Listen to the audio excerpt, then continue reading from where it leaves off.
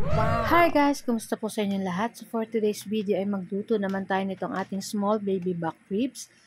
Ayan, at request ng aking 3 sons. So medyo maliit-liit yung paka-slice ng ating ribs, ng ating pork. Pero okay lang po yan. Basta ang importante ay napakasarap nito at talagang, nako, hindi ko na naman alam kung ilang cup ng rice na naman ang mauubos nito sa ganitong ulam na kapagkasarap. So yun ang ating pork ribs dyan, 1 kilo. So pig-marinate lang natin yan sa konting asin at paminta para may lasa na yung ating pork ribs.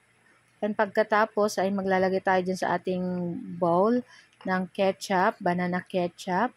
At maglalagay rin po tayo dyan ng soy sauce. 1/2 cup of banana ketchup, 1/2 cup of soy sauce. At maglalagay din tayo ng 2 tablespoon of liquid seasoning or oyster sauce. Kung wala pa kayong liquid seasoning. And syempre maglalagay din tayo ng ating 6 cloves ng garlic na pig-chop natin ng maliliit. Kung meron po kayong garlic na powder, pwede po yun. At pagkatapos maglalagay tayo ng 2 tablespoon of sugar para dito sa ating sauce na gagawin para sa ating baby back ribs. At maglalagay tayo dyan guys ng tubig. Ayan.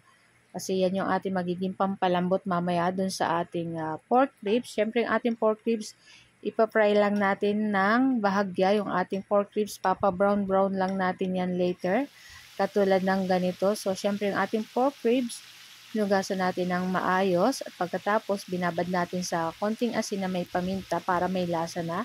At ipa-fry lang natin dito sa ating kawali. Ayan. So, lulutuin lang natin siya ng side to side hanggang medyo parang nagba-brown na yung color niya ng katulad ng ganito. So, ayan. Pag nakita niyo pong nagba-brown na ng katulad ng ganito, ayan. So, side to side lang po natin lulutuin ng maging ganitong color yung ating pork ribs. At pagkatapos niyan guys, syempre ilalagay na rin natin dyan yung ating sauce na ginawa kanina. So, napakasarap nito guys. Kaya kung ako po sa inyo, try nyo na po. Kasi kung kakain kayo nito sa labas, naku, pagkamahal ng ganitong order. Kaya kung ako po sa inyo, lutuin nyo na lang po. So, ayan ang nilagay na natin dyan yung ating sauce. Dyan sa ating small baby back ribs. Ayan. So, papalapot-laputin lang natin yung ating sauce dyan. So, nasa sa inyo po kung gusto nyo ay masabaw-sabaw or medyo malapot yung sauce.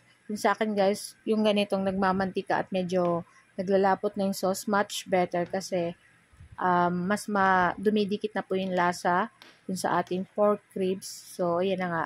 So, kung gusto niyo pong i-grill yung ating pork ribs, pwede naman kasi talagang siguro mas masarap yung ganun pag pig grilled, no? Pero para sa akin guys, walang pagkakaiba sa lasa nito na hindi pig luto sa grilled. Dito lang sa ating kawali niluto. So, pero napakasarap talagang nagustuhan ng 3 sons ko. So, guys, ito lang po ang aking video today at sana po ay nagustuhan nyo. Huwag niyo po sana kalimutan mag-like, mag-comment at pa-share na rin po ng ating video. So, guys, thank you for watching and see you next video again. Ciao! Babu! Kain na! Yummy!